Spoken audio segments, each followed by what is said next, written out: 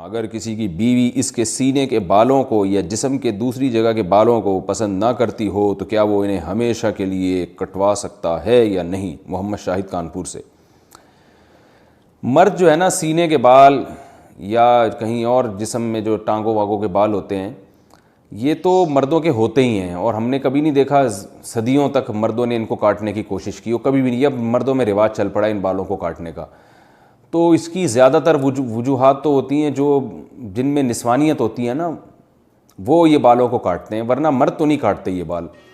تو ہمیشہ سے رکھتے ہی آئے ہیں۔ جو اللہ نے قدرتی طور پہ مردوں کو سینے پہ بال دیے ہیں یا ٹانگوں پہ بال دیے ہیں، تو وہ خواتین کی طرح وہ بھی شروع ہو گئے ہیں آج کل بالوں کو صاف کرنا، تو پتہ نہیں کیا مقصد ہے ان کا۔ بعض مرد یہ کہتے ہیں کہ ہمارے سینے کے بال اتنے زیادہ بڑے ہو جاتے ہیں کہ اس میں پسینہ جم جاتا ہے، بدبو آتی ہے، تو بھائی روز نہا لیا کرو۔ لیکن بہرحال ان بالوں کے کاٹنے یا نہ کاٹنے کے بارے میں ہمارے پاس شریعت میں کوئی واضح حدیث یا قرآن کی آیت موجود نہیں ہے۔ اتنی بات ہے کہ تغییر خلق اللہ، اللہ کی تخلیق کو بگاڑنا یہ حرام ہے۔ تو کوئی مرد اگر نسوانیت کے لیے، عورت بننے کے لیے، کہ میں لیڈیز تھوڑا ذرا سا ایسا چمکتا ہوا نظر آؤں، تو اس طرح عورت بننے کے لیے وہ یہ کام کرتا ہے، یعنی عورت تو نہیں بن سکتا، یعنی عورتوں کی تو نیت یہ ہوتی ہے نا کہ جو ہے وہ خوبصورت بننا، تو مرد اگر یہ کام خوبصورتی کے لیے کر رہا ہے کہ میں دیکھنے میں عورت جیسا نظر آؤں، خوبصورتی سے مراد نسوانیت والی خوبصورتی، تو پھر تو یہ بالکل حرام ہے۔ لیکن اگر اس کی کوئی اور مسلط ہے، جیسے باڈی بلڈر وہ اس لیے کرتے ہیں، ان کو مقابلے میں اپنے کٹس وٹس دکھانے ہوتے ہیں، ہمیں تو یہ کام بھی بڑا بیہودہ سا لگتا ہے، لیکن خیر، تو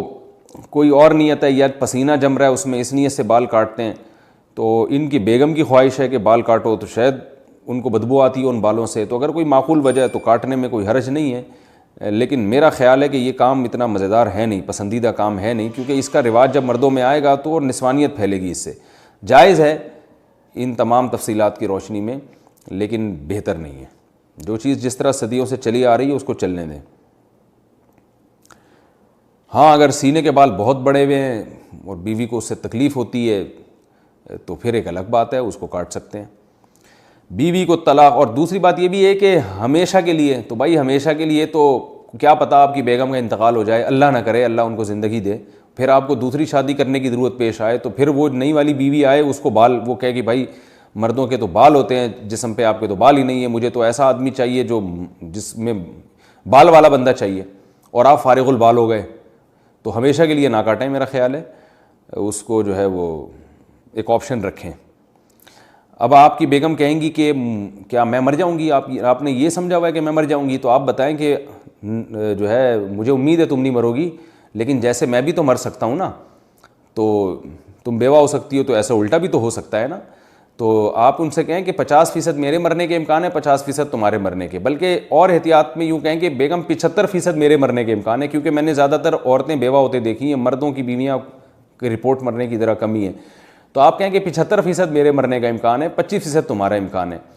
بلکہ یوں اور احتیاط کر لیں کہ 75% میرے مرنے کا امکان ہے، 24% تمہارے مرنے کا امکان ہے، اور 1% ہم دونوں کے اکٹھے مرنے کا امکان ہے، کہ 1% اس بات کا امکان ہے کہ اکٹھے ہی مر جائیں۔